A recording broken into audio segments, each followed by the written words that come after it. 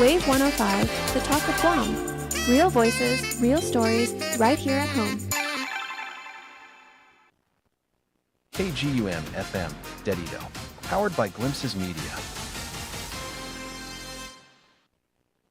The views and opinions expressed on this program are those of the show hosts, guests, and callers, and do not necessarily reflect the views of the staff or management of Wave 105.1 FM, Glimpses Media, or our partners. We strive to provide quality, respectful, and engaging content, and we welcome you to participate in the conversation. Thank you for tuning in to Wave 105.1 FM. Enjoy the show. I'm Larry Magid with the Connect Safely report. Turning Point USA has announced an alternative Super Bowl halftime show, which is legitimate and safe to watch. But, says Richard Wallace, senior threat analyst for DigiCert, that ginned up a lot of interest, a lot of speculations around it, but there hasn't been much information after that. So what we're seeing is a lot of fake and false information being put out, especially through social media, announcing lineups and potential buying tickets. So malicious actors are using that opportunity to prey on that enthusiasm to hopefully get people to go to malicious sites, buy malicious tickets, commit fraud in that manner. So whether you watch the official Bad Bunny performance or an alternative show, enjoy it, but make sure you're watching it from a legitimate source. With the Connect Safely report, I'm Larry Magid for CBS News. All right, everyone. Half a day. Thank you for tuning into Wave 105.1 FM. We have our community program, Challenge the Status Quo, with Mr. Melvin Wantap. We want to thank BK. BK's Double Cheeseburger starts with the classic Next Step Bacon Double and the new Rodeo Double at BKE Rule. Welcome to the show. All right, half a day, and welcome back to Challenge the Status Quo. My name is Melvin Wantap Borja. I'm the Executive Director of the Commission on Decolonization, and we're excited for another round of political status discussion with our community. Thanks to our friends over at Glimpses Guam and BK getting us on the air and giving us an opportunity to have this critical discussion with our community. We're going to go ahead and jump right into it because I got a limited amount of time with my in-studio guests. I want to welcome Muñeca de Oro. She is coming from Micronesia Climate Change Alliance. Oh, and she also has a guest. Do you want to introduce yourself? Say hi. Say half a day. This is DJ Fatnui. Half a day, Tito. Half a Good day. morning, Mariana. So we, I'm sure you've heard, there is a public hearing scheduled on February 18th at 9 a.m. And the bill that they will be hearing is Bill 242-something. I can't remember the call number. But it's Parkinson's bill that is proposing to change the eligibility requirement for a political status referendum to Guam, for Guam, and basically open up the vote to every registered voter on Guam. So if you're just kind of catching this now or tuning in recently and you're not aware of the history, is a real long history, but the truncated version is that the Guam legislature passed a bill to authorize a political status referendum, right, a vote on Guam's political status. And they set the eligibility requirement as those who became U.S. citizens by the Organic Act signing in 1950 and their descendants. And so at the time, the legislature proposed that they were asserting a time-based political definition to address the historical wrongdoings of our current colonial status as a territory, and to build within the framework of the principles of decolonization and political self-determination as recognized by the United Nations and the international community. That said, that law was challenged in federal court in the Ninth Circuit District Court, and Gov Guam lost the case to the plaintiff Arnold Dave Davis, who asserted that his constitutional rights were being violated with this eligibility requirement. So Guam's political status referendum has kind of been stuck in purgatory since this decision in the Ninth Circuit Court. And it has prohibited us or prevented us from moving forward with a with a referendum, like actually organizing a vote. And so now what's being heard at the Guam legislature is that Senator Parkinson wants to change the eligibility requirement to comply with the federal court orders and host a political status referendum that is open to any registered voter on Guam. There's been a lot of criticism of this proposal, and a lot of it stems out of the indigenous right to determine one's destiny, political destiny. And so I have Muñeca de Oro in here from Micronesia Climate Change Alliance. We'll also be bringing in some guests from other organizations in the next couple Mondays leading up into the February 18th hearing. And the goal for this really is to try to get other orgs to weigh in, other community members to weigh in on their perspective in support of Tomoto self-determination. So thank you, Muñeca and DJ Fanui, for coming in to have this conversation with us. We appreciate your time. Yeah, we're so happy and excited to be here. Fanui is 1 year old, and this is, believe his first radio interview, but he has been born in Saipan and has traveled with me, speaking around the Chamorro people's rights to a clean and healthy environment, to a future that's viable for him and his descendants, our descendants. He's gone around the world doing that work with me, really speaking and raising the issue of climate change and the ways that it's impacting our communities now and well into the future. And he's touching the camera. I'm so sorry.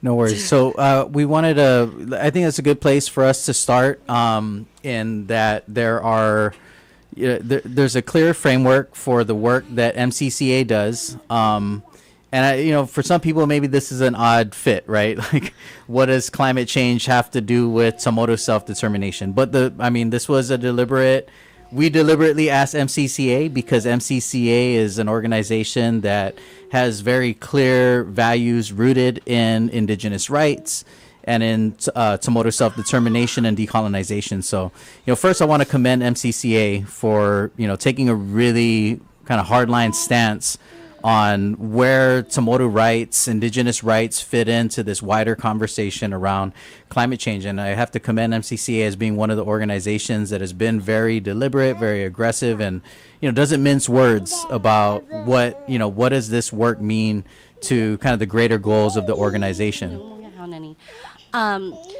So we see the root cause of climate change being a value system that really clashes with indigenous value systems, and that's a value system based on greed and dominance, one that's rooted in capitalism, and colonization. Family does not like capitalism and colonization either.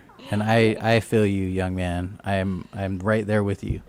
But I think that's the important part, and that's often, I think, the part of the conversation that gets left out when we talk about climate change, when we talk about environmental preservation.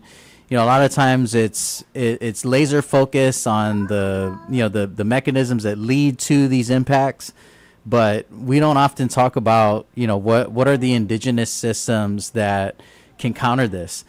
And I think it's been exciting in the world of climate change, especially because a lot of organizations that are doing work around environmental preservation and battling climate change have recognized the value of indigenous knowledge systems in their work. And we've seen this especially around island communities. So, and to be fair, Pacific Islanders have really been kind of leading the charge on driving the global discussion around climate change. And I think it's commendable that a lot of indigenous organizations have simultaneously asserted that, these indigenous knowledge systems have value, which I think is appropriate, right? I mean, if you think about indigenous Pacific Island communities across the globe, they have lived these relatively isolated existences that have limited resources to begin with, but yet these communities have thrived for centuries. Yeah. And the Tomoto people, I think, are a great example of this because, and I think we should kind of point out that Tomotos, I think, often are the latter part of our history is what's focused on. and not the beginnings, right? And so we talk a lot about, Guam has been a colony of the United States for over 120 some odd years. We've been a colony, with Spain for the wider range of like 500 years. But we don't talk about the 3,500 years prior to contact, prior to colonization. And Tsumoros have survived, not just survived, but thrived in these islands for over 3 centuries.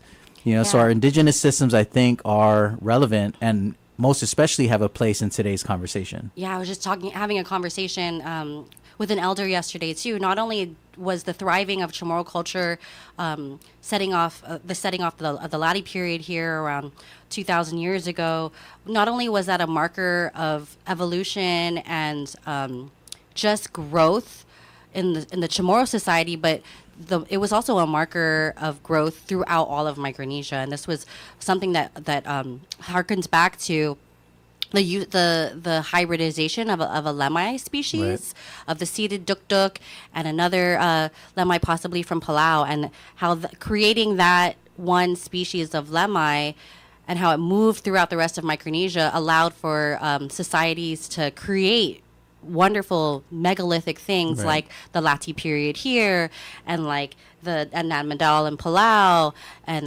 Lela in Kosrae, and also the lithic stones in Palau. We see just a growth of just architecture and growth of population throughout all of Micronesia. It really started here in our archipelago. And that's something that we hope to reclaim too with Micronesia Climate Change Alliances. Not only do we hope to see a future that is a sovereign future based on those ancient values of reciprocity, of reverence for the land, the sea, and our ancestry, but also one that's interdependent. Being independent and being sovereign doesn't mean that you're only an island unto yourself. We have never been an island unto ourselves. We always shared and went back and forth and traded with our neighbors in the CNMI and across Micronesia and all the way to Asia. And we can still have use our strategic location for our own benefit. And for the benefit of this whole region.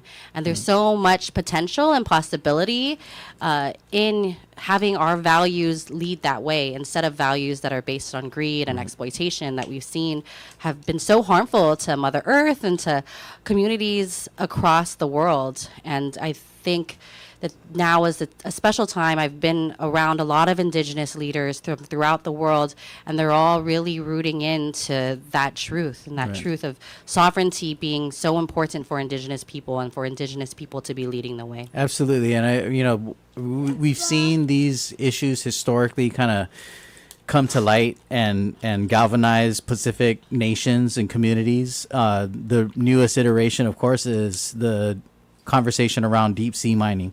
Deep sea mining has been a hot button issue for a lot of Pacific Islanders. For anybody who's kind of just tuning in for the first time, deep sea mining has already been authorized by President Trump through an executive order. And what they're proposing is to fast track now permitting for deep sea mining to begin.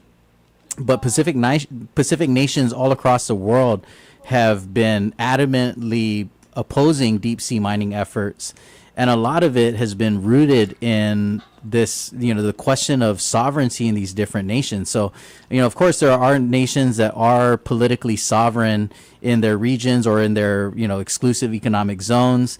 They, they possess political sovereignty and international recognition. But there are a number of Pacific islands like Guam that are not. And so, and I think it's clear that the question of certain island nations' sovereignty has become a weakness for Pacific nations overall in regard to deep sea mining. And so now it's exciting to see, other sovereign Pacific islands saying, we support Guam's pursuit of decolonization and a sovereign status because we recognize that these have deep implications on even our goals in our own region, our own area in regard to deep sea mining. And so, I think it's a very interesting landscape, but it's an awesome thing in the sense that it makes the issue very tangible for our community. I think that even in our community, there are, of course, people out there who are questioning whether there are economic benefits to deep sea mining. But even a wide kind of span of that demographic also has a lot of questions about what is the economic benefit if we are not sovereign? And then what are the risks? And Right, how do we weigh right, those, absolutely. weigh those risks? And when it comes to the ocean, not deep sea mining being the newest threat, but we've had so many different threats in our ocean that the Pacific has really been strong against nuclear testing. Right. And we've had to learn those lessons the Right. hard way, or even the release of the Fukushima nuclear Right. waste. The Pacific has been, at one point, we've just absorbed so much of the colonial harm between world superpowers, and at a point, it's so important for us to as a whole Pacific community, and we can only really do that if we are sovereign and have the ability to speak for and make decisions for ourselves, to pave the way for how we want this ocean, this blue continent, to be, and the role that we play in the world. And for far too long, just been exploited by quote unquote superpowers. So, I think it's pretty clear what is the connection to indigenous sovereignty, indigenous rights, to climate change work.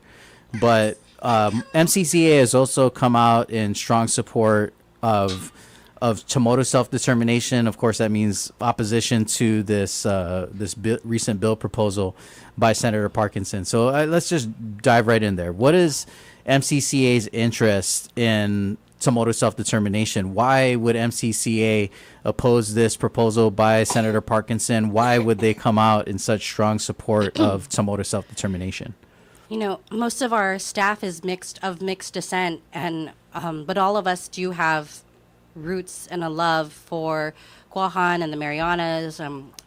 My own grandfather, may he rest in peace, Francisco Santos, was a senator who was very passionate about the Commonwealth Bill and the journey that our people have been on in the 1980s and the 90s for self-determination. And so this is a fight that exists within us genealogically, and that's one of the reasons why we're motivated to speak on this, Right. because we're just picking up the torch of those who came from before us, and we're also doing it because of our babies. We are very, very matriarchal in our organization. We bring our children obviously everywhere, and they are a big part of all that we do. And we know that we have always been the best stewards of our lands, and we have always been the people who, just because we're closest to this land, we can make the best decisions. And we've also been the community that's been harmed the most by decisions and actors who are external to our community.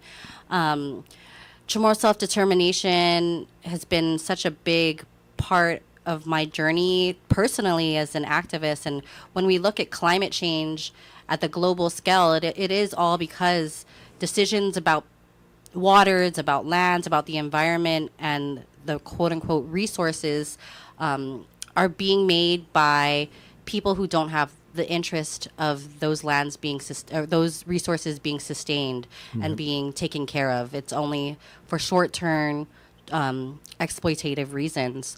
And it's really important for us to turn away from those and turn back into those sorts of motivations for things. And just being here for over 4,000 years, regardless of whose flag stands, Chamorro people will always be here, and will always care and will always love and be very intertwined with this land and with these waters. And it's the whole, almost every person in this world has gone through this right. It's a very sacred right to determine your political well-being, your political future. It's a human right, and to not allow the people who've been impacted by colonization here in our islands is just incredibly disrespectful, and it takes away the meaning of all that our former Guam legislators who fought to have this plebiscite fought for. And it's just incredibly disingenuous to just open this sacred right up to everyone who hasn't experienced the harm that colonization has left us with. Right. And I mean, I think nuts and bolts, there's a lot of things that our community has been experiencing in the last decade that have significantly changed or impacted the landscape for us today politically. I mean, Guam, it's no secret that Guam is undergoing this rapid period of militarization. There's a huge military buildup that we're in the midst of right now. I mean, we're seeing the population on Guam change literally every day. And right now, the voting regulations, if you wanted to vote in a primary and a general election, you just need to be a resident of Guam for 30 days. You live here for 30 days, you got an address, you go down to GEC or you go onto the website and you fill out the application and boom, boom, boom, you're a registered voter. And so, I think it's definitely something that our community, even our non-Samoto community that calls this place home, I think that even those voters need to ask themselves, what are the interests of a 30-day resident? What are the interests of the 30-day resident, and what does it do? How does it impact a referendum that that is not going to change? We're not going to go back and re-vote on our political status. Self-determination is a right that you exercise once. And I think there's also an argument to be made about self-determining as an individual. That's always been one of my gripes with Dave Davis in particular, is that Dave Davis is a second-class citizen like us living in Guam, but let's not forget that Dave Davis was not always a second-class citizen. Dave Davis moved here from, was it Arizona or something?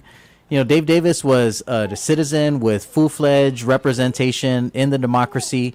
They had voting representation in the Congress and the Senate, in the Electoral College, but he made a decision to move to Guam, right? To kind of surrender those rights because now he's a citizen of a territory, which is a very different thing than an indigenous person who was, just grew up in this community. Yeah, like we didn't choose this. We didn't ask to be second-class citizens. We didn't ask to, be made citizens and then turn around and keep us a territory without giving us an opportunity to elevate politically. And this is an inherited situation for a lot of individuals on Guam.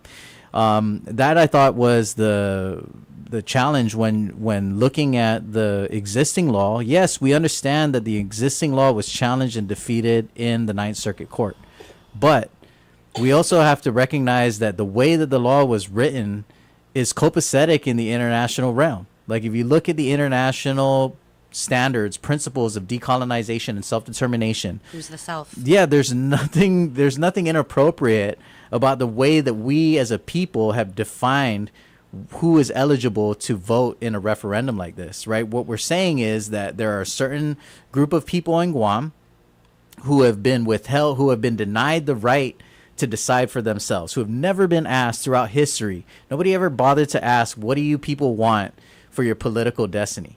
And just to be clear for the record, Kay, the Guam's law sets a definition of what we call a native inhabitant. And I know it gets, people kind of just muddy the water and say, oh, it's just a Tomoto only vote.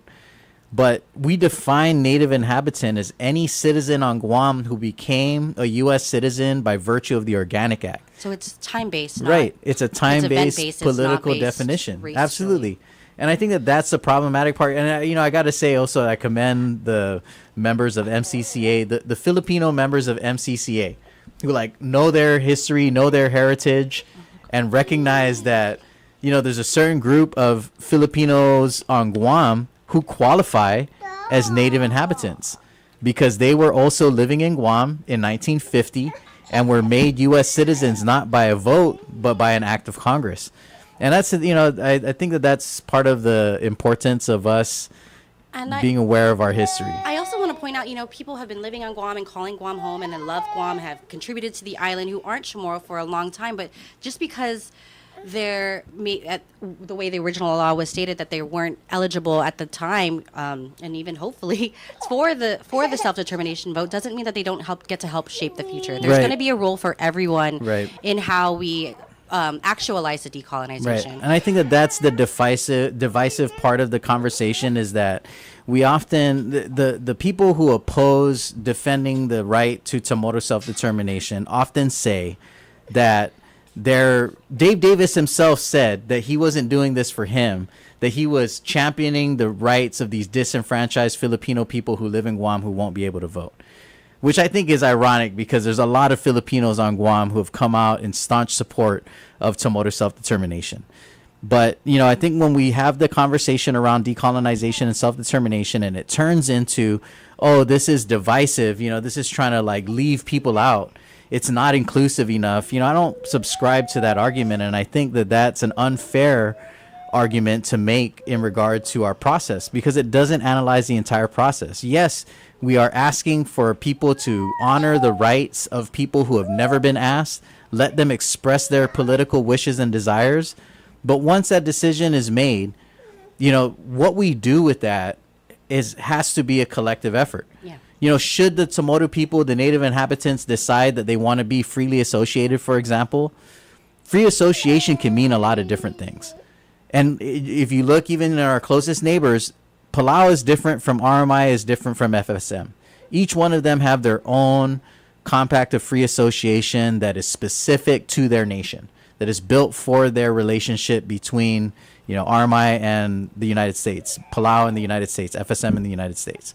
And so if Guam, let's say, was the native inhabitants were to choose free association, the next step is that we bring the entire community together. Every resident of Guam is going to come together and we're going to hash it out. We're going to figure out, what does a compact of free association look like for us? What do we want to protect? What do we want to defend? What are the rights that we want to ensure?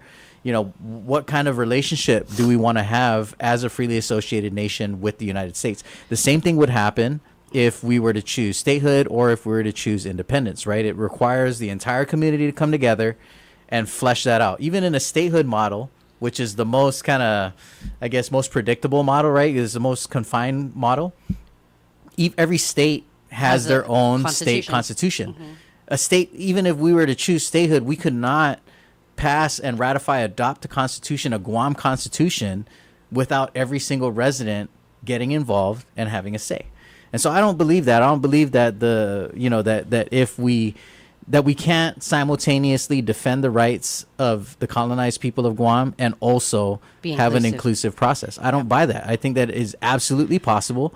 And that's precisely what our legislature was proposing to do back when we passed this in 1997. And even if it were and is only going to be Chamorro people, we're not a monolith of a people. We do all have different visions and wants for how we see the future of this island. And it's not going to be just the activists who are deciding what the future is going to be. It's going to be also a process for those who are eligible, the Chamorro people, and all those who were born and naturalized citizens in 1950 would have to really do some deep digging on what we believe the best course of action in our political future. We've been stagnant for way too long. I love that this show is about confronting the status quo and about really seeing the inequities that have been experiencing in our community just because we haven't been able to make decisions for ourselves. And as you said earlier, just in the last decade, our ability to hold people accountable that harm our lands, or our ability to make decisions around our burials, or like all of these decisions are made by people thousands of miles away who don't have any vested interest or any real experience about what happens here and our community. And so that's not democracy. It's not. And I think that's the thing that frustrates me a lot, is that, you know, the people who oppose decolonization or, you know, think that this is all just blowing smoke. You know, my thing is that, you know, even when you're writing on these principles of a representative democracy and the principles of American democracy, even within that framework, we're clearly not the same. We're not built to be the same, you know, and I think that that's the problem for me is, you know, let us decide what it is that's right for us, and give either you make us fully a part of what it is that's going on here and give us an equal say, or you let us go, you know. But I think that the beautiful thing is that our people have never wavered. You know, we've never been complacent. I think that and that's the thing that I think gets lost a lot of times on our community, is that this is not a new thing. You know, it's not just a bunch of young people who are trying to stir up some controversy and make some noise in the media. A lot of us were raised by, our parents who were also deeply embedded in this fight, and their parents and their parents. I mean, this dates all the way back to the Spanish colonial era, when Chamorros had regularly advocated for self-government. Yeah, I was just told, someone read our family lineage, and that we're descendants of Matapang, so the resistance runs deep in our bloodlines. And even if it hasn't been outwardly political, our resistance, we resist in so many different ways. There's so many. We resist culturally, we resist spiritually, we resist in any ways that really protects our indigeneity here. And it all manifests to us having to elevate that resistance to this political platform, to this space of really asserting our right to self-determination and our right to just be indigenous on our homelands. And these homelands are so special. And I've been able to travel the world and go and see and meet with different people from all over the world. And I'm always just amazed at how, out of 8 billion people in the world, there's really like less than 1 million Chamorros. And that's like 0.0% of the world population. It's such a special thing to be from this land, from this ocean, the deepest part of the world. And I wish that all of us who have Chamorro blood and heritage felt how incredibly precious that is. But it also comes with a lot of responsibility. Oh, absolutely. But that's one of the things that, and I know that you need to get out of here soon, so I want to try to start wrapping this up. But I got to say that it's been very encouraging to see different organizations work decolonization and indigenous rights into their existing mission framework. And MCCA, I think, has done a great job at that. MCCA has done it without kind of compromising their core values. MCCA is clearly still built to confront climate change and to advocate for environmental preservation. But they've also beautifully done that by keeping it very connected to the right to self-determination and to a sovereign political status. So I want to thank you for making time to come down here. Thanks, DJ Fat Nui. I know that this is not as exciting as the other show. I'm going to do another kid show. I got to do a kid show with a lot more music. I need more music and more manipulatables. Thanks, Mel. And I you. really appreciate all the work that you've been doing at the commission. I feel like under your leadership, the commission has really created an abundance of resources for our community to really learn from and sit with. And you've just been such an incredible champion of this issue. I appreciate that. And it wouldn't be possible without the partnerships that we have in our community. So thanks to you and MCCA and the crew for helping us to, get this information out there. And thanks again, of course, for your support of Chamorro self-determination. And I definitely wanted to invite the community to the Guam Museum up until the end of the month. We'll be hosting a Sacred Waters exhibit. Micronesia Climate Change Alliance worked with 35 different artists from throughout the Marianas Archipelago to really uplift the issues facing our freshwater and our marine resources from an indigenous and decolonized perspective. And it's just an incredibly powerful exhibit. So go check it out at the Guam Museum anytime this month. Definitely got the information. I will help get that info out. All right, DJ Fat Nui is ready to go. So we're going to take a real quick break. Thanks to all of you who have tuned in and are listening on our IG Live. We look forward to continuing the conversation. We'll be right back after this quick break for more conversation on Chamorro self-determination and Guam's decolonization. Hang in there.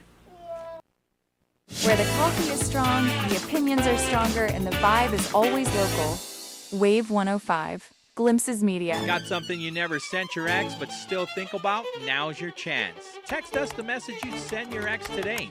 Funny, petty, sweet, or even savage. Don't send it to them, send it to us. We'll read the best ones on air and pick our favorites. Win prizes from Vince Jewelers, including gift certificates, tote bags, and wallets, plus foot massage gift certificates from Rui Spa. Wow. Your Valentine's season therapy is on Wave 105. I'm Larry Magid with the Connect Safely report. Turning Point USA have announced an alternative Super Bowl halftime show, which is legitimate and safe to watch. But, says Richard Wallace, senior threat analyst for DigiCert, that ginned up a lot of interest, a lot of speculations around it, but there hasn't been much information after that. So what we're seeing is a lot of fake and false information being put out, especially through social media, announcing lineups and potential buying tickets. So malicious actors are using that opportunity to prey on that enthusiasm to hopefully get people to go to malicious sites, buy malicious tickets, commit fraud in that manner. So whether you watch the official Bad Bunny performance or an alternative show, enjoy it, but make sure you're watching it from a legitimate source. With the Connect Safely report, I'm Larry Magid for CBS News. You've heard of refinancing a mortgage, but do you know about recasting? This is Ted Rossman with the Bankrate Personal Finance Minute. Recasting means you make a large lump sum payment toward your mortgage principal. After you do that, your lender recalculates your loan, so the remaining balance is spread over your original term. The result? Smaller monthly payments. Unlike refinancing, recasting doesn't change your interest rate or reset your loan, and there's usually no credit check or home appraisal. Most lenders allow recasts with a modest fee, often just a few $100s, and a minimum lump sum payment, sometimes $5,000 or $10,000. Perhaps you recently received an inheritance or earned a bonus at work.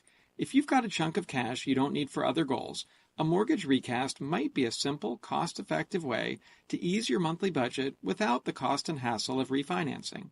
It's especially applicable these days, with most homeowners sitting on mortgage rates far lower than what's on the market now.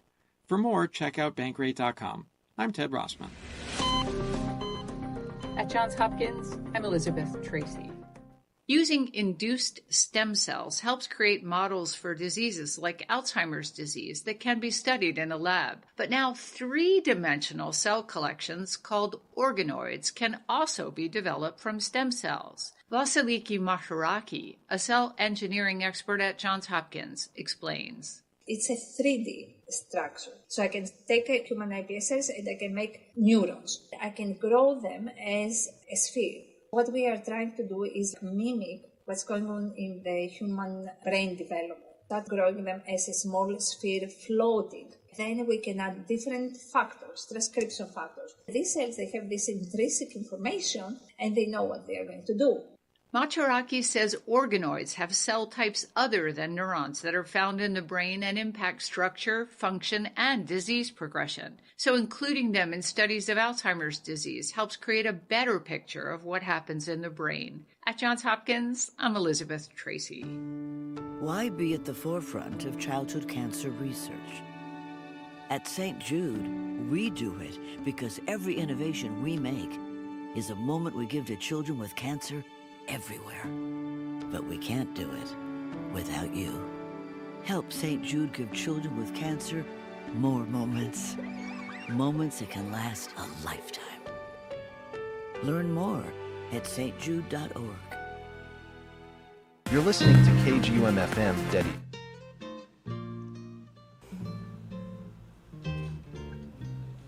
All right, and we're back. After that quick break, I want to thank Muñeca de Oro and Micronesia Climate Change Alliance for stopping by in the studio. Thanks to DJ Fatnui, who was in here with us live in studio talking about the work that MCCA is doing, primarily the advocacy of the organization in support of Tomoto self-determination. So if you're just tuning in, we've been chopping it up about the right to Tomoto self-determination. As you may or may not have heard, Senator Parkinson has a bill that's ready to be heard in public hearing on February 18th at 9 a.m. at the Guam Congress Building. I want to invite all of the listeners out to attend and engage. It's a great time for you to voice your opinion. I think it's definitely a frustrating situation, I think, for me personally. And that's just because I believe that the will of the people has already been expressed. It was expressed in 1997. We were very clear about what our values are and what we want to see happen in regard to this process and the dignity of it. So, I think it's frustrating that we're kind of going back and trying to reinvent the wheel. I recognize that there are challenges ahead of us. I recognize that, the Ninth Circuit Court and the outcome of the Davis case is challenging. But nonetheless, there are the world is bigger than the U.S. court system. And I think that there are a lot of, I don't know how else to put it, but bluntly, you can't dismantle the master's house with the master's tools. And so, the court is not going to, an American court, our colonizer's court is not the place to conduct decolonization. And I think that there's a clear internationally recognized right for the Tomoto people. I think that our people have come together valiantly to also recognize the rights of non-Tomoto people that have been impacted by our colonial situation. We did that and expressly executed that in our 1997 law, in which we created a definition for native inhabitant and recognized that there is a certain population that had their rights denied with the signing of the Organic Act of Guam and the granting of U.S. citizenship for everybody on the island in 1950. And so, I encourage folks to engage at this public hearing. It's a great time for you to let your voice be heard and to put on the record what it is that we want for our community. On another note, Taianimu is live at the museum right now, the Guam Museum. MCCA, in collaboration with several artist partners in the community, have put on a fantastic exhibit focusing on the impacts of colonization on our ocean resources, on our livelihoods, and advocating for the protection of these vital resources that sustain our lives.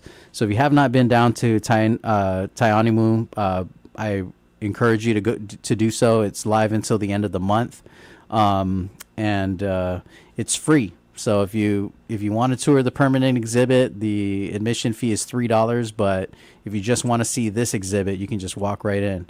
So take some time to go and check out the exhibit. They've had some great community programming associated with it. So it's an exciting time to go out and learn something. Lukao is also live for anybody who's never attended Lukao. I highly recommend it. This is an ancient practice. So Tomoto people for thousands of years would gather around the lunar cycle. And so the Lukao is happening on February 22nd.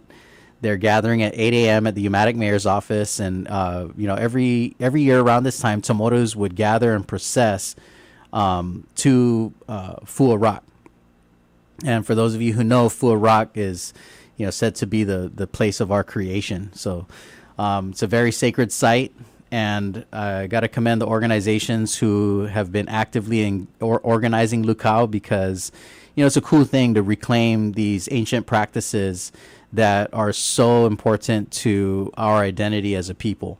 And the Lukao is an awesome event in that, it's an ancient practice. There are a lot of people who come down. It's a great opportunity to learn about the culture and about the practice itself and its significance. But, it's also a very welcoming space. It's not like nobody checks your Tomoto card when you go to Lukao.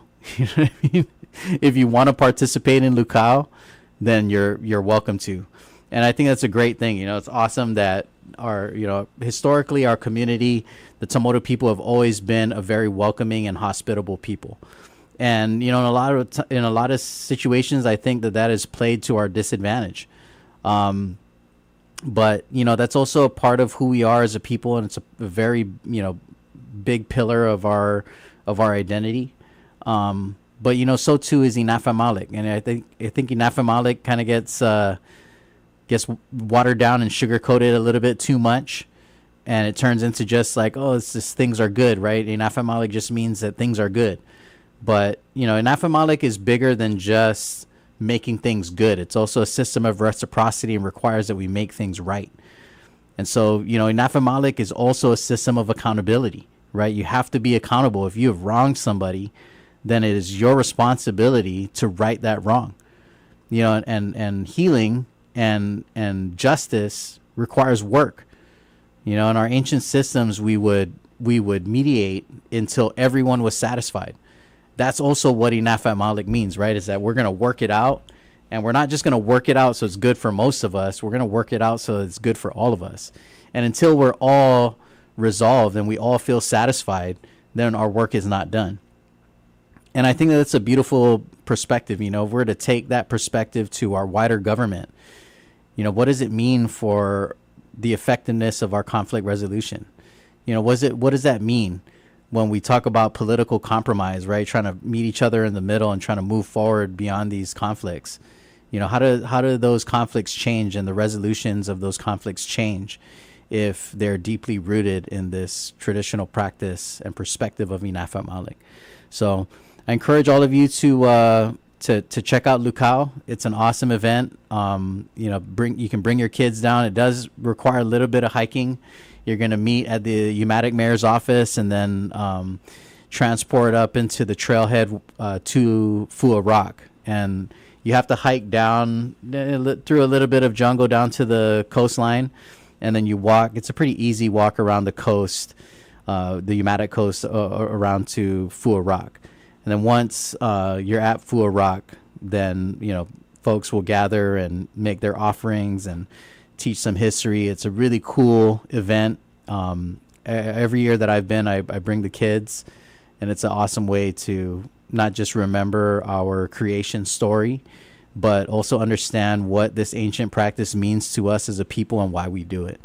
So if you've never been, I highly recommend it. Super awesome experience. I mean, the view is fantastic. Just going down there to see Fua Rock from that angle and that perspective is amazing. So if you've never been down to that site, it's gorgeous, and I really think that you would enjoy it. So February 21st, 8 a.m. Meeting place is at the Umatic Mayor's office. And then also the Tainaya Animu exhibit happening until the end of February at the Guam Museum. But also don't forget, February 18th is this public hearing for Chamorro self-determination and the changing of the eligibility requirements for a political status referendum. That's going to be heard at 9 a.m. February 18th at the Guam Congress Building. I'm calling all of you Chamorros and Chamorro lovers and champions out there to come and defend the rights of the Chamorro people and the indigenous people and the native inhabitants, even those that are not ethnically Chamorro but have had their rights denied. This is a very important decision for us to make, and I hope that you will be a part of it. The Commission on Decolonization is going to be running a bunch of different outreach and information. If you're not already following us on Instagram, we are at Guam COD on Instagram, and we are at the Commission on Decolonization on Facebook. We also got a YouTube channel, and we're happy to share whatever information we have developed with you. If you are interested, you can email us at guamcod@guam.gov, and we'll be happy to share that info with you. We're here every Monday. We're going to be back next week Monday. I think next week Monday is going to be Breaking Wave. Yes, Breaking Wave Theater Company is in here next week Monday. We're excited to talk to them about this. It's kind of an odd pairing, yeah. What does decolonization have to do with theater? But you're about to find out for sure. And I gotta give props to the crew over there at Breaking Wave. We first got in touch with Breaking Wave because we were doing our annual decolonization conference called Fanhita. And last year when we did Fanhita, Breaking Wave actually approached us and just said, hey, we got this play, and we think it's a really good fit. We talk about decolonization in regard to climate change and environmental preservation, and we think it would play well with this audience. And so they asked us, would we be willing to allow them to perform a portion of the play at our conference. And so, we just worked it out with the director and the crew, and they were down. And so we found a spot in it, and we gave them a space to kind of just take over the conference and present their piece.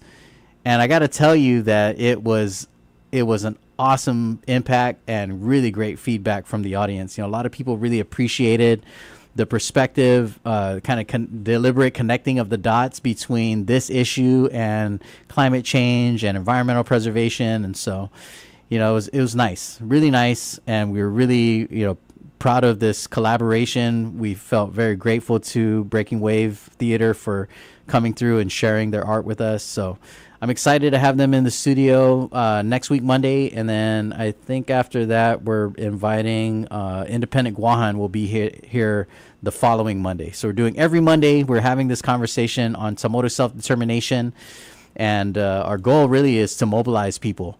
We're trying to activate you. If you're interested in this, there's an opportunity to engage as part of the public process. Of course, we encourage discourse and democracy. This is what it's all about. We're going to talk about it. We're going to hear it. It'll be on the record. Don't be the guy that said, I have an opinion on this, but I didn't show up and I didn't contribute to the conversation. There's an opportunity to be heard. Let's take advantage of it and let's engage. So if you want more information, you can call us here at the studio. The number is 671-922-1051 or 1052. If you are on the 1051 number, you can WhatsApp a question to us, and we'll be happy to get back to you. You can also send comments to the Guam COD, at Guam COD on Instagram. We're streaming live on there right now. We're also streaming live on the Waves YouTube channel. So if you're on YouTube, you can look up Wave FM, Wave FM Guam, and you can find us, Wave 105.1 FM Guam.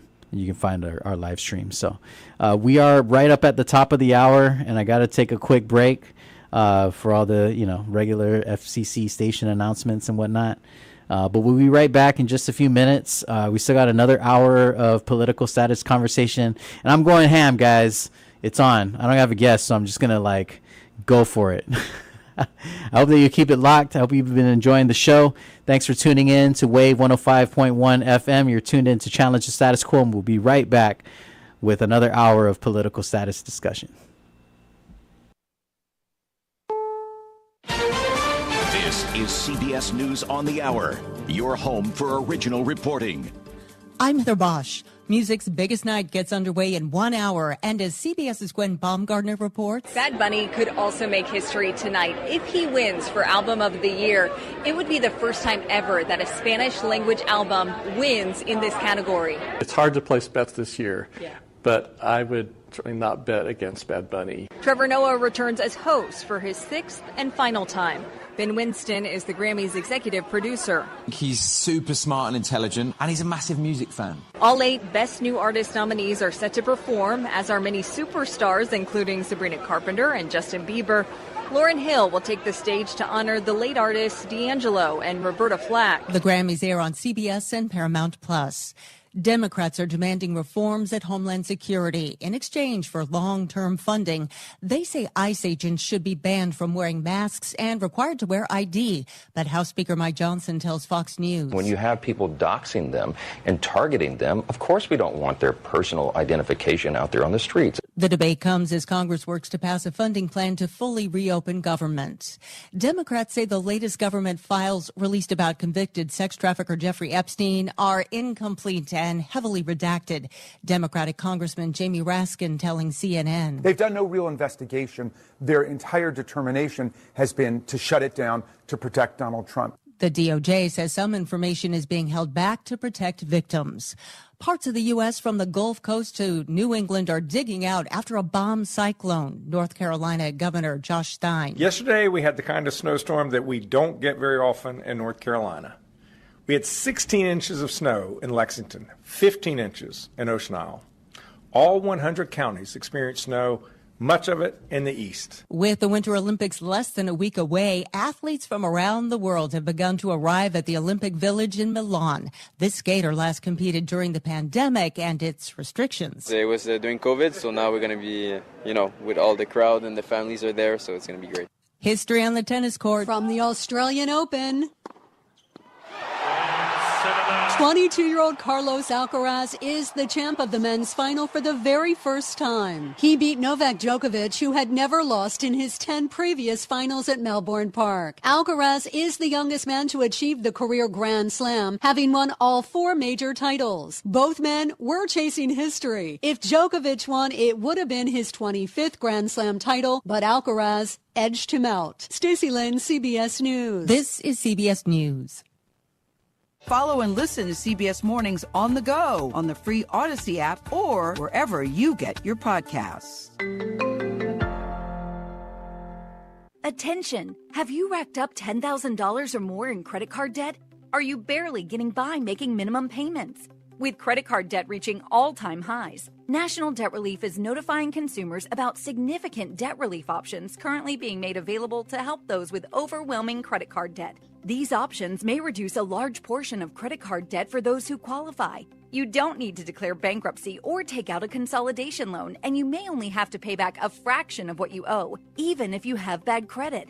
National Debt Relief has already reduced the credit card debt for more than 550,000 consumers, so don't wait. If you owe $10,000, $20,000, or even $100,000 in credit card debt, you can now take advantage of this financial debt relief as the cost of living continues to skyrocket.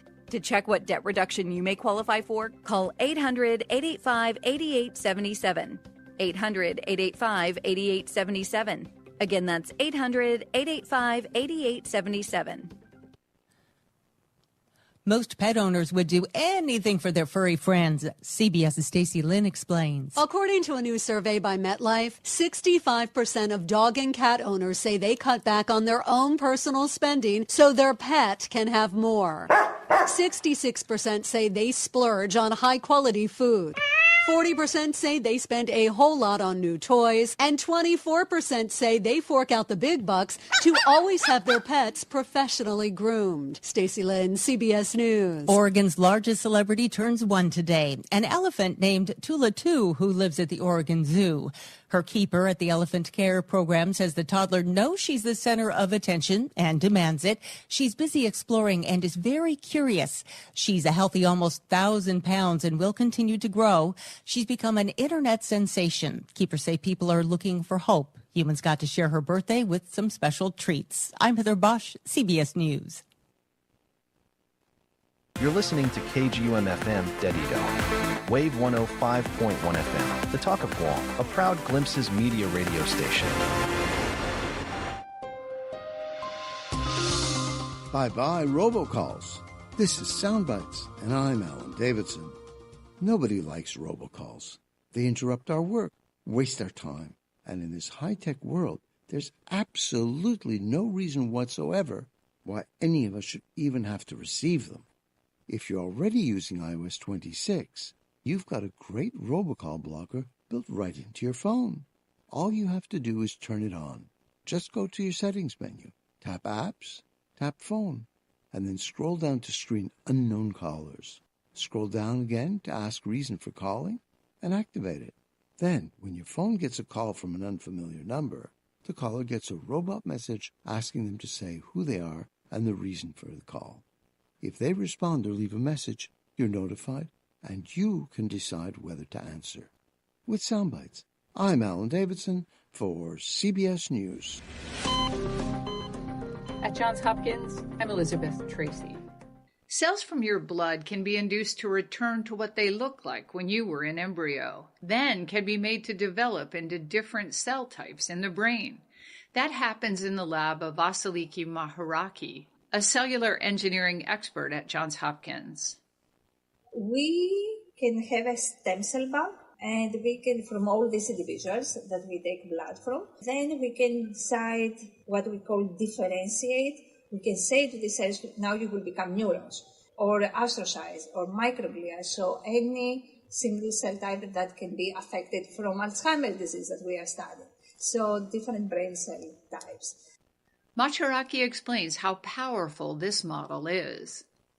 We can study how the disease progresses, how the disease transmits, and we can also study drugs to see how they respond. And then we are talking about personalized medicine. At Johns Hopkins, I'm Elizabeth Tracy. At Johns Hopkins, I'm Elizabeth Tracy. Stem cells used to be derived from human embryos, but not anymore. Now, a simple blood test can allow stem cells to be induced from cells found there, says Johns Hopkins cell engineering expert Vasiliki Maharaki. Induced pluripotent stem cells. We induce them. We make the cells to become and to behave like the human embryonic stem cells. They are not human embryonic stem cells. They are not coming from human embryos, but they behave like the human embryonic cells. This strategy enables personalized medicine. The beauty of this is that you can take from the blood of an individual who is like 80-year-old or from a little bit of skin fibroblasts, and we can make the cells to become like human embryonic stem cells. Such cells are used in Mataraki's lab to study Alzheimer's disease, while other labs use them to study many other diseases and conditions. At Johns Hopkins, I'm Elizabeth Tracy. The talk you want to hear. Wave 105 FM. Got something you never sent your ex but still think about? Now's your chance. Text us the message you'd send your ex today. Funny, petty, sweet, or even savage. Don't send it to them, send it to us. We'll read the best ones on air and pick our favorites. Win prizes from Vince Jewelers, including gift certificates, tote bags, and wallets, plus foot massage gift certificates from Rui Spa. Wow. Your Valentine's season therapy is on Wave 105. The views and opinions expressed on this program are those of the show hosts, guests, and callers, and do not necessarily reflect the views of the staff or management of Wave 105.1 FM, Glimpses Media, or our partners. We strive to provide quality, respectful, and engaging content, and we welcome you to participate in the conversation. Thank you for tuning in to Wave 105.1 FM. Enjoy the show.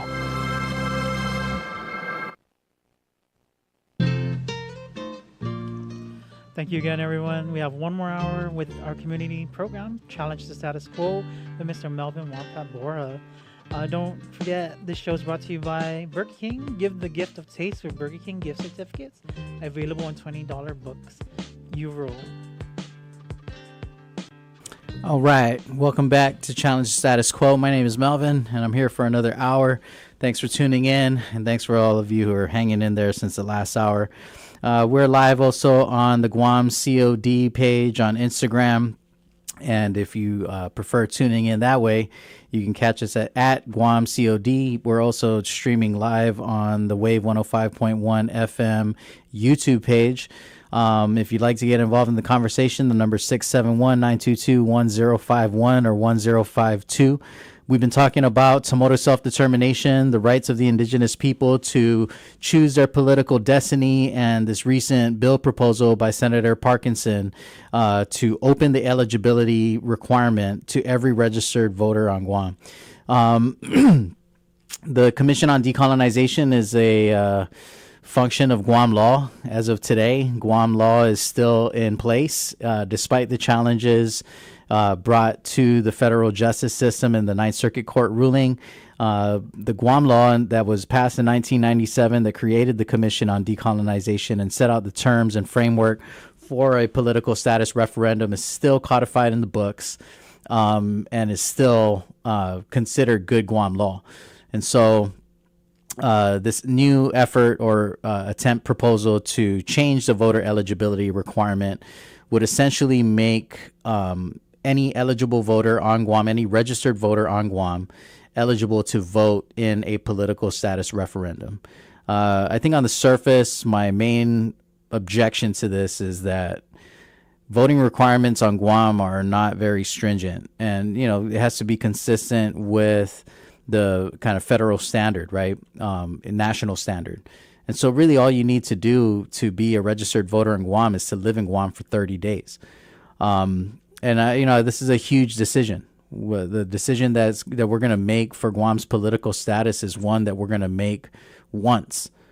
You know, so it's important that we get it right. It's important that we're committed and that we understand the history and the context and all of the things that we have been challenged with in the decades leading up to this. But I also think it's important that we recognize that, you know, the Tomoto people, the indigenous people of the island have a place here, and that's our responsibility to ensure that. You know, this is a basic, inalienable human right. And so it's important that we proceed with dignity and integrity, and that the principles of decolonization, the principles of self-determination are upheld.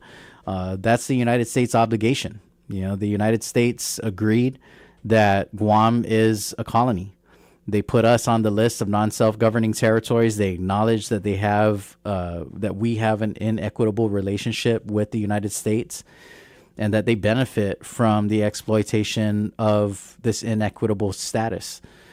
And they made a commitment. The U.S. government made a commitment that they were going to uphold these principles of self-determination and decolonization and right this historical wrong. But they have not done that for over 127 years. So, we're in a place right now where I think a lot of people are questioning, what is the direction of the United States government? What are they prioritizing? What are they involved with? And how does it impact us? I think that there's no denial that, what America's interests are have a very real impact on the realities that we face in Guam. And some of these things are pretty cut and dry. The United States, for example, has this international conflict with the government of China, the People's Republic of China. And so now there's a possibility that this thing could turn into a violent conflict. And that directly affects us because of Guam's quote unquote strategic location. And so now I think now more so than ever, it's important that we recognize that Guam must have a say in these issues, these external issues that have a clear impact on us. We often talk about this in regard to national security and to, global security. But we're also being faced with a huge issue in deep sea mining right now. Deep sea mining has already been authorized by President Trump, has already been fast-tracked through an executive order so that we can start, awarding these permits and allowing these businesses to come in and start mining these precious minerals off the seafloor bed. This is something that a lot of Pacific Island communities have come out opposing very strongly, and Guam is no different. Guam has put forward a pretty unified stance on our view on deep sea mining and what we believe are the negative impacts that come with the possibility of exploiting this natural resource. But embedded in that conversation, I can proudly say that the people of Guam have been very clear that our sovereignty or lack thereof is a major issue when we're discussing deep sea mining. Because without decolonization, without a sovereign political status, Guam is just kind of at the mercy of the federal government. And what makes us feel confident that the federal government has our best interests in mind in a situation like this?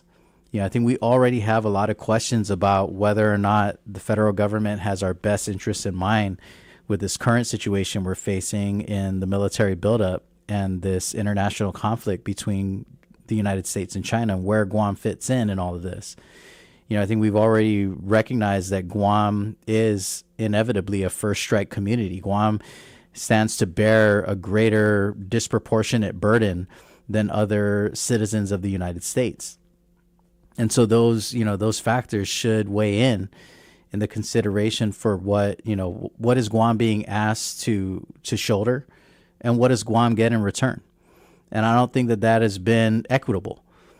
We just recently heard a bill or we had a public hearing for a resolution to petition Congress to raise the housing allowance for military service members, or to change the housing allowance from the OHA, which is the Overseas Housing Allowance, to a BAH, which is a basic allowance for housing.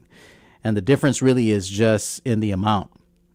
OHA awards more money per month for soldiers to, rent a place to live while they're stationed overseas, and a basic allowance for housing gives less, but it's usually only used in the states, right? And so Guam, because Guam is a territory, Guam is, treated foreign in a domestic sense, domestic in a foreign sense. It's, we never really know what Guam's status is when it comes to things like this, right? We know Guam is a territory, but when it comes to housing allowance, will they treat us like a domestic territory, or will they treat us like a foreign territory? And so what this has resulted in for us is that military families price out local families, because military families are given a higher threshold, a higher housing allowance It means that they can afford to spend more on rent, and they can take up units, available housing units, at a better rate, with a higher quality. And so local families who can afford less are kind of being pushed out of the market and priced out of the market. And so, the proposal is asking for Congress to consider changing the housing allowance from the overseas amount to the basic allowance for housing amount, which is less. And the thought is that this will open up the market for more, to make it a free and a fair market, open to competition. But, and just, cards on the table, the Commission on Decolonization came out in support of this resolution to change the housing allowance. But we're also very clear that, this is just a Band-Aid fix, and that the real root of the injustice is Guam's political status. Because if Guam was a sovereign nation and had a sovereign local government, through whatever mechanism, whether Guam was a state, whether Guam was freely associated, or Guam was independent, there is a particular mechanism for us to address this directly, rather than us having to put forward a resolution to ask Congress nicely, pretty please, can you do this? By the way, our voting representative doesn't vote, so you don't have to worry about us trying to leverage, political pressure to get this done. I think it's just an unfair position to put our community in. Obviously, our community is bearing the burden of this national defense effort by the United States in our region in response to China. And so if we're being asked to bear this burden, if it's clear that, the contribution is disproportionate, that the impacts are disproportionate, Guam deals with greater impact, Guam contributes more to national defense and other citizens in other parts of the United States, then I think it should also be clear and logical that Guam shouldn't have to go out and beg for things that benefit us in our homeland. I think it's insulting that this is the way that we have to deal with DOD, and this is the way that we have to deal with Congress. We got to put forward a resolution from the Guam legislature to ask, pretty please, can you do this? Because we don't have, a meaningful voice or a meaningful representation in Congress. I think that's insulting. If Guam was a state, then Guam would have votes in Congress, votes in the Senate, and we would sit on these committees and chair these committees, which we do now, right? We sit on committees with our non-voting representative, but that's only in the lower house. And we have zero representation in the upper house, and we have zero representation in the elections for president. And so, it's an incomplete, imbalanced approach to equal participation in the U.S. political framework. And that just should not sit right with anybody. And it shouldn't matter. Like, I feel like it doesn't matter whether you're, an ultra patriot or you're super liberal or you're just like, never mind all this, I'm like pro indigenous rights, let's be independent. Whatever the case, it shouldn't matter. It shouldn't matter. And this should be unacceptable to us. This reality should be unacceptable. We should all be united in saying that we deserve better than this. If Guam was a state, then we could engage at a congressional and Senate level on the housing allowance.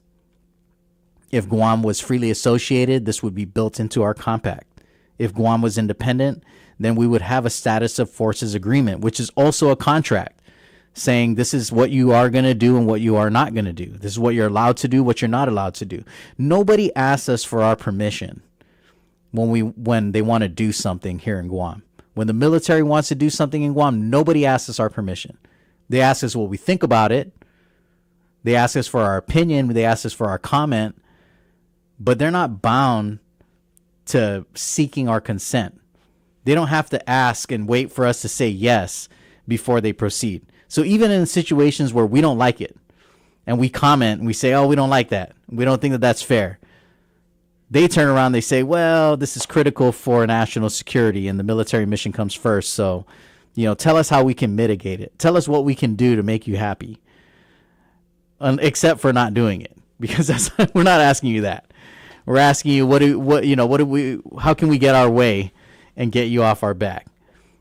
Which is just not the right way to that's not a relationship. That's what we call a toxic relationship, boys and girls. That's a toxic relationship. If your boyfriend, your girlfriend treating you like this, you need to get out of that relationship. Man, I'm going to send in my text to this program, my ex text to the United States federal government. All the savage things that I would say because I've been mistreated for 127 years. Oh, man. I want to see the X text. Can I get the X text from like our former governors? I want to like see Governor Ricky Bardallo's X text to the United States government. That would be epic. I would enjoy that thoroughly. Can I get Ron Rivera's X text to the State Department? Who got that? Underwood's still around. Can somebody get Congress Underwood to submit his X text to the House of Representatives? To all his former colleagues who had an unfair advantage because they're voting representatives and we had to have us a non-voting representative. What would former Congressman Dr. Robert Underwood say to his ex-colleagues? Somebody hook me up, man. I think that this would be great political theater, and it would just be a lot of fun. And I could do like a whole week's worth of content on this alone. You got to laugh it off, man. If you don't laugh it off, you're going to have high blood pressure. And that's been my go-to. When people is acting ridiculous, I just got to laugh it off. I got to laugh it off, but that doesn't mean that we messing around, because we are not. We are not messing around. We are serious as a heart attack, and we're going to be there. We're going to be there, Guam Congress. All of my peeps, all my friends who listen to this show, I'll see you there February 18th, 9 a.m. We're going to do the thing. We're going to stand up and support Tomoto right to self-determination. We're going to support our brothers and sisters, whether we Tomoto or not. This is the place that we call home. And I saw this shirt when I was living in Hawaii. They used to say, it said, no Hawaiians, no aloha. It was like my favorite shirt I ever saw in Hawaii. No Hawaiians, no aloha. I feel the same thing about Guam and Tomotus. No Tomotus, no Inafamalik. That's what it is. You want Inafamalik, you want reciprocity, you want fairness, you want justice, you want things to be good between us. There has to be a place for Tomoto people in their homeland. We can't just say, let's just eradicate all the Tomotos and then, it's just jungle rules here on Guam. That's not how it's supposed to be. And that's never how it's going to be. I believe that what makes Guam so magical and so beautiful and such a wonderful place to live in and raise your family in is the Tomoto culture and the Tomoto people. Without the Tomoto culture and the people, this is just an island. Shoot, you want that? Go check Anatahan. I don't think there's anybody staying up in Anatahan, right? You can go stay up there. Go stay up there. Be your racist self up there. Uninhabited.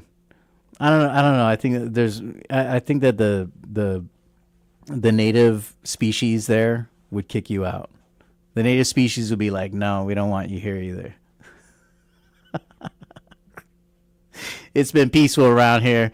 Don't you be bringing your racist agenda around here. You can't grow strawberries up here. By the way, that was always a cool thing. Did you know that the northern islands are said to be cold enough to grow strawberries? I thought that was awesome. Like, can we stop doing man, my daughter made my wife spend like $25 on 2 packs of strawberries from like Japan or Korea. And don't get me wrong, they look real nice and they smell real good and they're awesome. But holy guaca, dude, $25 for 2 packs. That's like 20 strawberries. It's more than $1 of strawberries, like that big. Come on, man. I want the local one. Can you grow that up north and bring it down? I think we're onto something here, guys. You know, in the last hour, Muñeca, our guest from MCCA, said something that kind of caught my ear about strategic location. And she had mentioned, you know, we always think about strategic location in regards to military action, right? Guam is strategic for military presence in this part of the Pacific. But if Guam is sovereign, then it gives us an opportunity to leverage our strategic location for ourselves, not just for national security, but for our own benefit. And I subscribe to that. I really believe that Guam has strategic value for us, not just for military, not just for, you know, exploitation and ports and trade and whatever, but I think it can benefit and should benefit us. Like, I think it's realistic to say that, you know, Guam could be a major international trade hub. I mean, you can't get anything from east to west without a stop point. The technology doesn't exist. They have not yet built a plane or a ship that can just go straight shot, one go, and you're there from the Asian continent to California. You can't do it. I mean, even Air Force One had to stop at Andersen Air Force Base to fuel up and get Obama to the Asian Economic Summit. You remember that? I remember that. I was outside Andersen Air Force Base with my sign. Like, for real, you going to stop here and you're not going to address our people? And it's like going down right now. Come on, Obama. Do better. You got a nice jump shot. Do the right thing in this moment. But he didn't. He's like literally didn't get off the plane. You remember when President Trump came here? Governor Calvo got a photo with him. I don't even think he got a photo. Did he get a photo? Or was it just a phone call? I don't know. I'm not sure. But whatever the case, you know, he didn't come to engage with our people. Why? I wonder why. Probably because you guys don't vote for me anyway. So what's the point? Why? There's no tie. If there's no tie, what do I need your vote for? Which I think is, you know, is inappropriate. And I think it's different, right? It's different. Even the diplomatic protocol is different. If you were to go to, you know, you're to say go to another nation, a sovereign nation. If the president, the head of state of the United States was to go to Palau, there's a head of state in Palau. There's a president of Palau. The diplomatic protocol says the appropriate cordial thing is to engage the head of state, head to state to head to state. You know what I mean? But that doesn't happen in Guam, which I think is a problem. And I think that we should look at it in that way. I got a comment. I'm going to try to read it with my old eyes over here. Jordine is on our Instagram live, and she says, "Holy guaca, cultivate Northern Marianas strawberries." Yes, I said that. Yes, I want to do that. Sovereign Marianas, we're going to export strawberries. Yep, and lots of other cool stuff. I mean, I really feel like Guam, even, you know, Guam doesn't have to have precious deep sea minerals. We don't need phosphate or gold or oil or whatever. I think that our greatest resource has always been our ability to be a bridge point, you know, to connect the world. And Guam, if you think about Guam, Guam has the only major seaport in this part of the world and the only major international airport. And so Guam, like, if you were to just remove Guam from the equation, minus the military and all of that, you just remove Guam, you couldn't conduct basic trade. You couldn't transport dignitaries from one side of the world to the other. Guam is what makes it possible. And so I would argue that, you know, this is advantageous. It's advantageous to the United States to control this port and this resource, this asset, without ever having to worry about what the local people want or what's good for them or what's not. And I'm not saying that Guam can't, you know, Guam is just financially independent and we could just say, screw it, we're going to just cut off the federal piggy bank and we'll be just fine. I'm not saying that at all. And I'm not even saying that, you know, that Guam should just pave its way into the future without federal partnerships or without federal support. I just think we're getting the raw end on the negotiating. And that's just undeniable. We are getting the raw end of the deal on this partnership, if you want to call it that, with the United States. I think that the United States benefits far more from having Guam as a possession than Guam benefits as being a possession. And I don't care. You can call me and give me all the citations of all the millions of dollars of federal funds that come into the island. And I don't care what that amount is. I'm telling you right now, we're still getting the short end of the stick. If they're willing to get, let's pick an arbitrary number. Let's say annually it's like $3 billion for Guam. I don't know what it is. But let's just say annually all the federal money totaled up is like $3 billion. If they're giving us $3 billion, it's probably worth more like 10. It is. Why? It's just basic business. You know what I mean? Why do you give more than what you can afford? Or what, your goal is to pay less. You pay less on the overhead, on the production, the front end costs, so that when you turn around and you make a profit, your take is higher. That's basics, man. I'm not that great at math, but even I know this one. I was paying attention during my business and economics class that I didn't score well in. I was still watching it. Anyhow, I want to go back. I got a couple more comments. Jordine says Trump working with, what is that?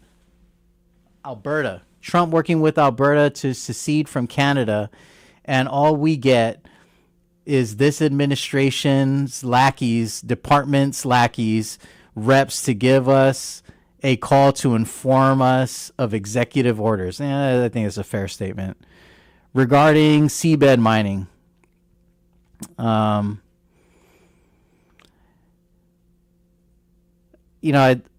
think that this is fair. It's a fair statement. I think there's a lot of hypocrisy coming from the administration, from the United States administration, the Trump administration. Just the other day they were talking about Greenland on the media, and President Trump in a press conference was talking about it, and he said in regard to Denmark, he was talking about Denmark, and he was saying, just because they landed their boats there 500 years ago doesn't mean they own it. And I was like, whoa, time out. Tell me somebody recorded that. Is he on the record on this? Because the Spaniards landed their boats 500 years ago and then turned around and sold Guam to the United States. So if that's true, if Spain, just because they landed their boats here 500 years ago doesn't mean they own it, doesn't that mean that they didn't have a right to sell it? They didn't have a right to sell it to the United States. The United States didn't have a right to buy it. Even in U.S. criminal law, if you were to even unknowingly purchase stolen property, you can still be charged with a criminal offense. Like if you wanted to sell me your car, but it's not really your car, you stole the car, even if I didn't know the car was stolen and I bought it, I can still be charged with a criminal offense because I bought stolen property. Oh, the hypocrisy is thick, man. It's thick. It's so thick and so heavy. What are we supposed to do with all of that? It's crazy. It's crazy. Shoot. I'm sorry, Ulysses. Were you putting up some comments from the WhatsApp? Yeah, Mr. Man, I missed it. I don't know if you know Mr. Herrera, Mr. Dave Herrera. I do know Mr. Dave Herrera. He wanted to share these pictures with you. Sweet. All right, so Mr. Dave Herrera sent some messages into the 1051 number that we get WhatsApp on. Got some great photos of Lucao or of Phua Rock, and some other great travel photos. And Let me get to it. Yeah, I want to get to his. Okay, so he says, here's a close-up on the crescent moon that the Buddhas in India and the icon of Shiva, also known as the first in India that introduced the spiritual power to millions of Indians to learn how to apply in our own personal spiritual journey as Chamorros. And so he sent some photos of Fua and kind of comparing it to this this close-up of the icon of Shiva in India. And, of course, Chamorros are a matrilineal society. And, the creation story of the Chamorros in Fua Rock said that the story goes that Fu'una, the celestial spirit, her and her brother Punten, or Fotna and Ponta, depending on who you ask, that the brother Punten created the land, sacrificed his body to create the land, and that Fu'una sacrificed her life force to bring forward human beings, the first Chamorro out of Fua Rock. And so it's cool, this comparison that is being made by one of our listeners. Can you scroll down to the bottom? There's another. Oh, he says, thanks, Ulysses. Please examine closely how the icon of Shiva and the crescent moon used as a symbol. Please forward to Melvin to examine and air his perspective to our listeners on Wave. Keep up the great job you're doing. Keeping the control console as an engineer. Thanks, Ulysses, for holding us down. Yeah, thank you. And thanks, Mr. Herrera, for giving our guy props in here. The unsung hero of the show, the controller in the room. We wouldn't be doing this without our team over here at Wave and Wave 105.1 FM. So thanks for the call or the WhatsApp comment. I think it's cool. I really enjoy when our people go and experience the world and make the connections to what we've experienced back home. I think that it's hard because as much as I always want to encourage Chamorros to travel the world, right, and see the world and expand their worldview, I think the unspoken reality is that, as much as we say Guam doesn't have an export, I think that's not true. I think our number one export is our people. There's more Chamorros living in the continental U.S. than there are in Guam today. And I think that's crazy. And it's not an accident. Obviously Chamorros migrate for different reasons, but the vast majority of Chamorros who leave Guam go to live in the continental U.S. for better opportunities. They get an opportunity to compete for a higher paying job. They get an opportunity to take on a lower cost of living. But I think the other side of it is that they also get an opportunity to be self-governing. Because if you're a Chamorro and you move to California and become a registered voter in California, guess what? Now you have a representative in Congress who actually votes. You vote for your rep will vote in Congress. You vote for your senator will vote in the Senate. And you vote for president, and you get electoral college votes that are led by the popular vote, which is very different than what Chamorros experience in Guam. But nonetheless, I think that it's still, despite that reality, I still want to encourage Chamorros to travel, see the world, come home. I think that's what it's all about. And props to any Chamorro who has completed that journey, who has gone away from home, lived a different life, bettered themselves, and then found their way back home to contribute to the community. It's not an easy thing to do. I think everybody who has been in that situation that has lived somewhere else and made the decision to move home, I think every single one of those people has felt the impact of that decision, because it's not an easy thing to give up your high paying job and go back home and take on a lower paying job. It's not easy to give up your low cost of living and go back home and take on a higher cost of living. It's hard, obviously, to, go from being, legitimately represented in a system of governance, and then now you just don't. You're just kind of here.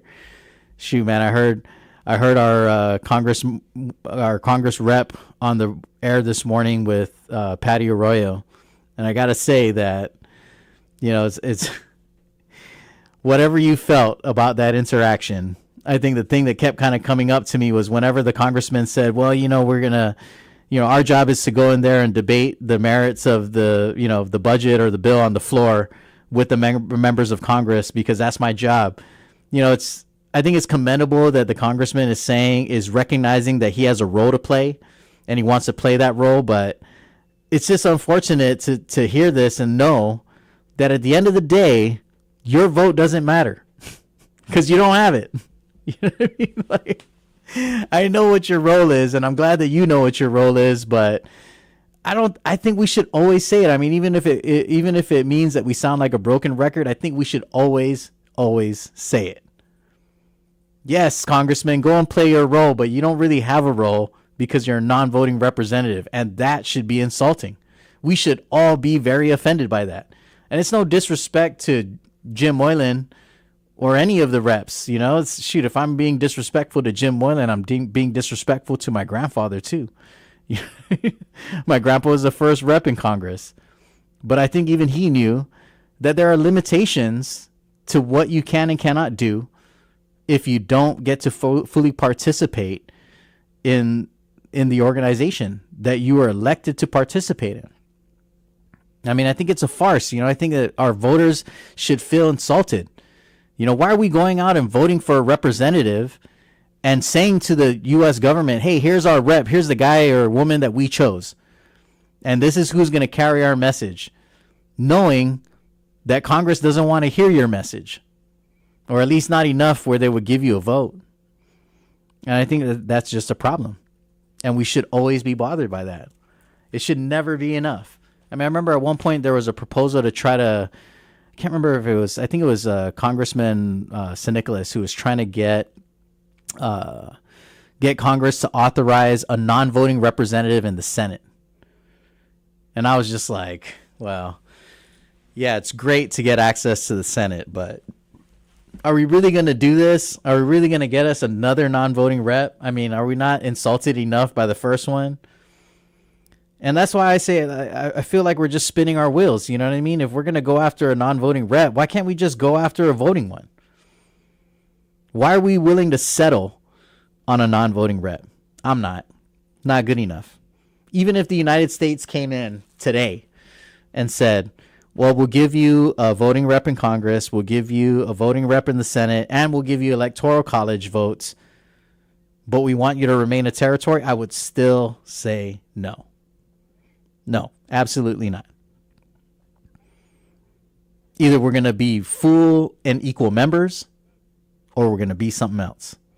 And that, ladies and gentlemen, is why the 1997 legislature of Guam passed this bill in this way. That's why in our law today, we're choosing between statehood, free association, or independence, and nothing else. Only those three. Because if we're going to be equal, that's statehood.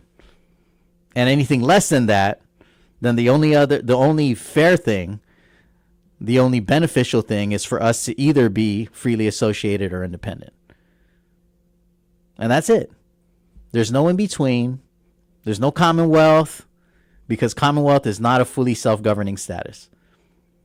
We could be a Commonwealth in the interim as we work towards statehood, or as we work toward free association, or as we work toward independence, but we're not going to be a Commonwealth indefinitely.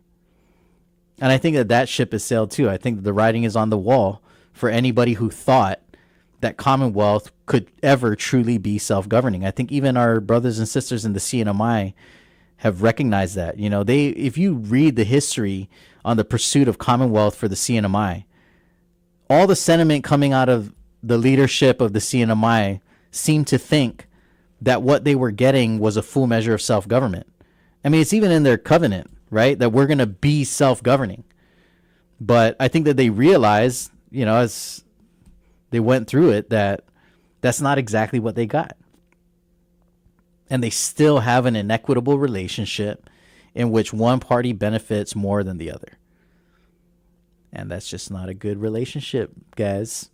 It's not a good The principles of relationships mean that there's got to be some kind of equity, equality, fairness. I mean, these aren't wild principles. Am I crazy? I know I'm not crazy. I know I'm not.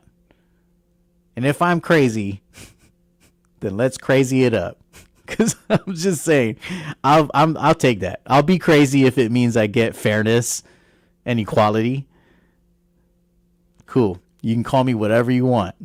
You can call me whatever you want if I get those things. I'd rather have that than be called a bunch of really nice things, but I don't get fairness and equality. Nope. Hard pass.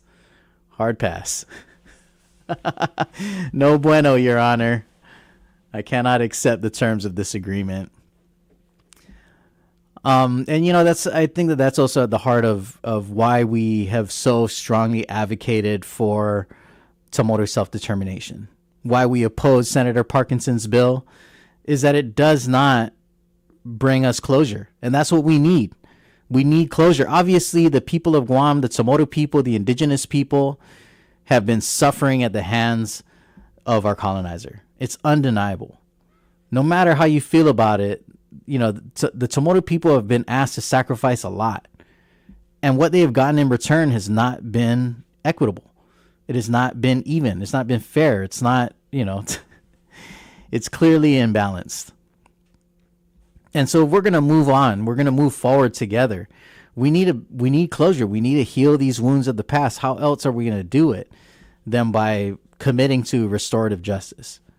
And that's what we're trying to do. We're trying to make things right that were set wrong hundreds of years ago. We're trying to make things right, and then we're going to move forward collectively.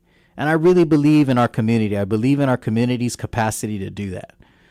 I like to believe that the people of Guam, all of our citizens, every single citizen of Guam is capable of respecting each other and then being inclusive as we journey on this path forward. It's got to be possible. I think that Dave Davis and them are the minority. And I look forward to seeing you at the hearing, because there's going to be more of us. I'm telling you right now.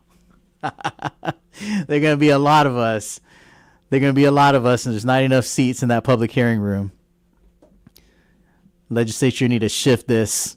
Set up canopies, guys. Set up canopies. We're going to be out there. But yeah, February 18th, 9 a.m. Show up if you can't make it because you got a job to do. I get it. But you can send in testimony. You can send testimony to Senator Jesse Lujan's office. He's the chair of the committee that's hearing this bill. You can send it to the Guam legislature, or you can send it to COD and we'll submit it for you. You can submit it to guamcod@guam.gov, and we will happily share it with the committee and submit it for you on your behalf. But yeah, it's a great time for community discussion. I really look forward to it. I think there's gonna be a lot of fireworks, and I'm pretty excited about it. I haven't had some fun action like this in a while, so I'm pretty stoked about it. Oh, I got another question. So I got a screenshot from the PDN sent to me by one of our listeners, and the section in the PDN says, Speaker Frank Blas Jr. told the PDN that the opinion of the U.S. Congress and federal government needs to be included and discussed. Guam residents and the Commission on Decolonization previously said that the vote should be kept on island. However, Blas is saying that the Congress perspective is a question that needs to be answered. And they quoted him as saying, quote, the question has always been posed, how do we want our relationship to be with the United States? First off, what does the United States see for our future? End quote, Blas said. Quote, that's important to the discussion so we don't go down one road and hit a roadblock with the United States, end quote. So the listener that sent this to me asked the question, isn't that the exact opposite of the entire purpose of a plebiscite? And I got to say, caller, that I agree with you. I think you're right. I think that it is counterintuitive to the principles of self-determination. And yeah, it's definitely problematic if our leaders are taking this approach. You know, and I think it can be articulated in very simple terms. For the last 127 years, Guam undeniably has been a possession of the United States, has undeniably been in an inequitable relationship with the United States, where we have asserted that we want self-government, we have pursued self-government, and in good faith, we have executed self-government, right? We have developed our institutions locally, and we have learned how to function at a local level in governing our own people. And for the last 127 years, or I guess you can start it from 1950 when we first were authorized a local government, from 1950 till today, we have been in a situation where we are constantly asking ourselves, what does the federal government want from us? Where we have constantly been responding to and reacting to what the federal priorities are. The federal government always has their own agenda, and we are always at the mercy of that agenda. And I think the principles of self-determination is that we have to stop asking ourselves, what do others want for us? And we should not be forced to consider what others want for us as we consider what we want for ourselves. The whole point of being self-governing, the principles of being self-governing, is that we get to put ourselves first, put our people first, and say that what our people want is what matters the most to us. And what you want is, we're not telling you what you should want or shouldn't want. You can want whatever you want, but this is what we want. And this is what is important to us. And this is what we're going to say. This is how we're going to stand on this issue. Like, I think the deep sea mining is a great example of that. You know, all of our leaders have come out and said that they are against deep sea mining. Our community has said we are against deep sea mining. But nobody's asking us our permission. Nobody's asking us whether we want it or not. They're just saying, this is what we want. What do you guys think? What's your opinion on this? Give me your comment. You know, and I think that this also ties right back to Chamorro self-determination. I think the whole reason why we're asking for people to respect the Chamorro people's right to decide their political destiny is because for 500 years, the Chamorro people have had to weigh other people's opinions about what they think is right for our homeland and in our homeland, and even for our own people, against our own opinions. We have to consider other people's opinions against our own. But who is considering our opinion? Who is taking our perspective seriously? And you can't say the federal government is, because that clearly is not true. The federal government doesn't even provide us meaningful space to engage in a conversation. And so, you know, I think it's not only important, it's necessary. It's necessary that we give our people the political space to just be. To just be and think what they want to think, feel how they want to feel, and articulate that without having to consider what other people want for them. And I don't think that that's a wild notion at all. I think it's a fairly reasonable ask. And I think it's a dignified approach. Even if I'm not an indigenous person in Guam, if I live on Guam, I'm a non-Chamorro, and I call this place home, I guarantee you that I love somebody that's Chamorro. And I love them enough to respect them enough to say, you know what? You guys should make this decision, and I'm going to support you. And when it's my turn to come into the conversation, I will be there. And I will participate with dignity and honor. It's sad, man. It's sad in this new era of TikTok and YouTube and all that, you know, we've kind of lost track of what it means to treat each other with dignity and respect. And that's the thing that really stands out for me the most when the decision on the Davis case came down from the Ninth Circuit Court. There were a bunch of organizations that came together to put on the Finogi March. But prior to that, when it was going up to the Ninth Circuit Court, there was another engagement called the Respect the Chamorro People Rally. And I thought it was awesome that both of these events brought out a very, very diverse crowd. Like, yeah, there was a gang of Chamorros that were out there fighting for their inherent right to self-determine. But there was also a lot of non-Chamorros that came out to say, we're not Chamorro, we're not going to vote, but we respect and support the right of our Chamorro brothers and sisters to do so. I mean, there's a whole group of Filipino citizens of Guam who came out. They call themselves Filipinos for Guam. They used to be called Filipinos for Chamorro self-determination. And they're my favorite. You guys are hands down my favorite group of Filipinos on Guam.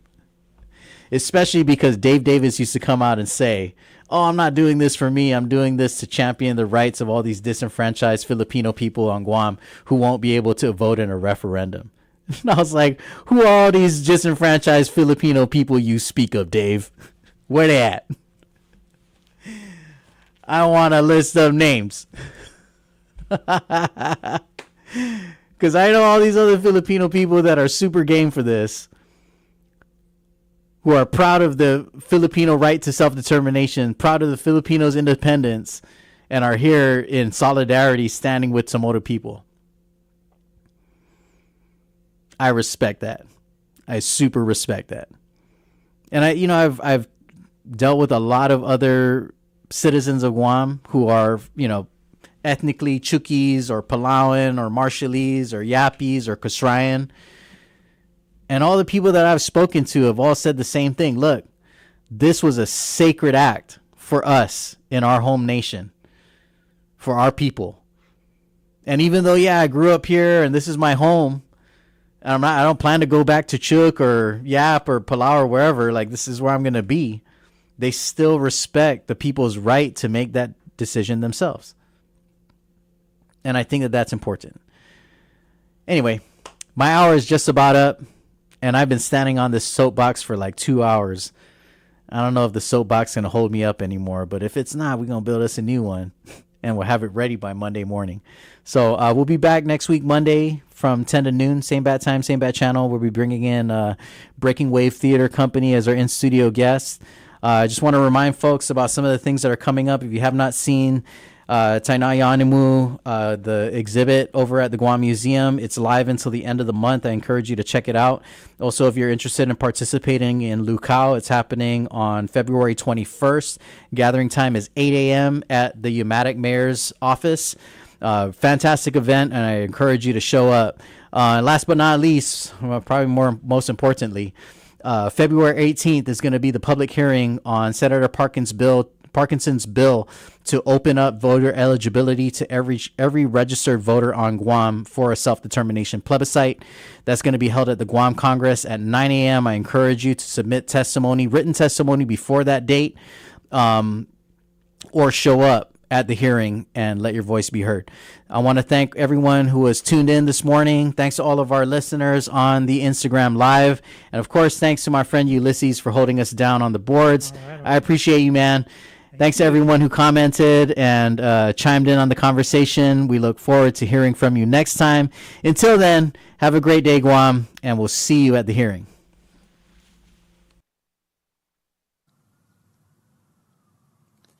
CBS News Brief. No let-up in the surge of immigration enforcement in Minnesota yet.